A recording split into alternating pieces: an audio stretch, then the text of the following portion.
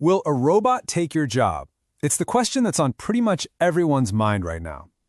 So to get a real answer, we're going straight to one of the world's top experts to understand what's really happening with the future of work. So let's just cut to the chase. The question isn't just, will AI take my job? The real question, the one you need to be asking yourself, is, will someone who knows how to use AI take my job first?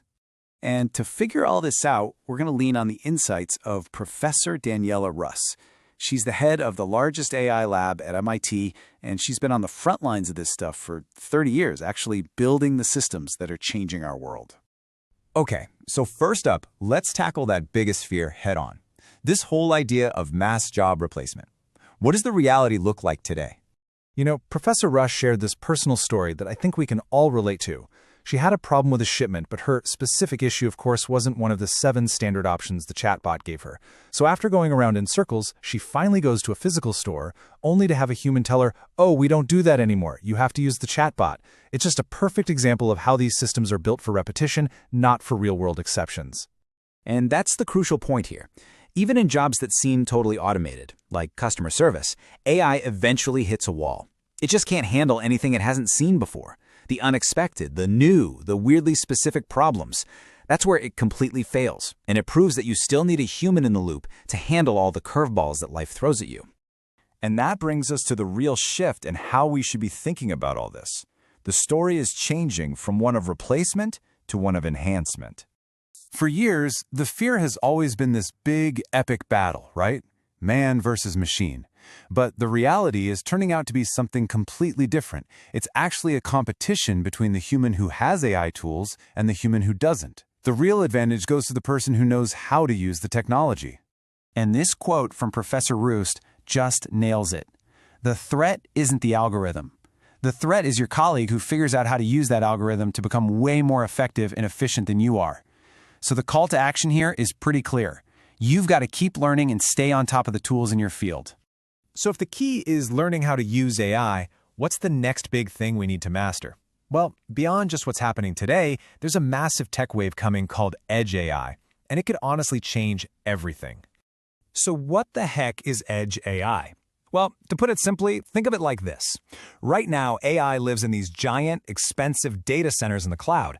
Edge AI moves all that intelligence from the cloud directly onto the devices you already own, your phone, your computer, maybe even your glasses one day. And this timeline shows you exactly why that matters so much. Remember back in the 60s when computing meant these giant mainframe machines that only huge companies could afford? Then the PC came along and basically democratized computing power, which led to this explosion of innovation. Professor Rus says we are at that exact same PC moment right now, but for AI. And the benefits are just huge. For one, it's way cheaper because you're not paying for some giant company's cloud servers. It's also way more private since your data isn't being sent off to some central computer. But the biggest deal? It democratizes innovation. It means anyone, literally anyone, could build the next big AI startup right from their living room. Okay, so the AI software is moving at lightning speed. But what about physical robots, in our homes? Let's get a realistic timeline for what we should actually expect by 2030. To keep our expectations in check, just look at the history of self-driving cars. The first research projects were way back in the 80s and 90s. And now, decades later, they're still not a normal thing you see on the road every day. The path from a cool lab experiment to a reliable product in our daily lives is a very, very long one. So what can we really expect by 2030? Well, Professor Rus thinks we'll see robots in the service industry. A robot that takes your garbage can to the curb, a security robot at the mall, maybe even a kiosk that serves you ice cream. But the complex, messy, unpredictable environment of a home, that is a much, much harder challenge. And this little story she tells just captures the reason why perfectly. So she's at a conference and she sees this humanoid robot. She asks it to water a plant and boom, it does it perfectly. Then, just as a joke, she asks it to water her friend. The robot picks up the watering can and was about to completely douse her friend's expensive shoes before she jumped in and stopped it. So what was the robot missing? It's what we call common sense. It couldn't understand the context, the social cue, or just how inappropriate that request was. This ability to get the unwritten rules of the world is a massive hurdle that today's AI has not cleared, and it's absolutely essential for any robot that's going to operate safely around us.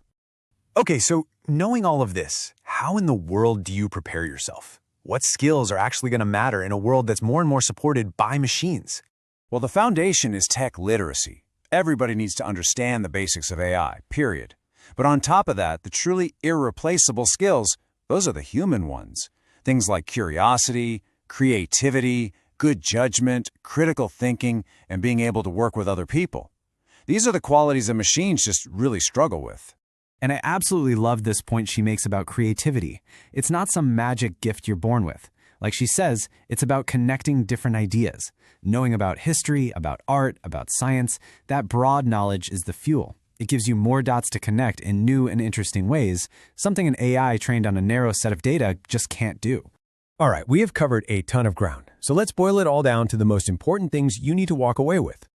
So, first, the real competition isn't man versus machine, it's you versus people who are better at using AI.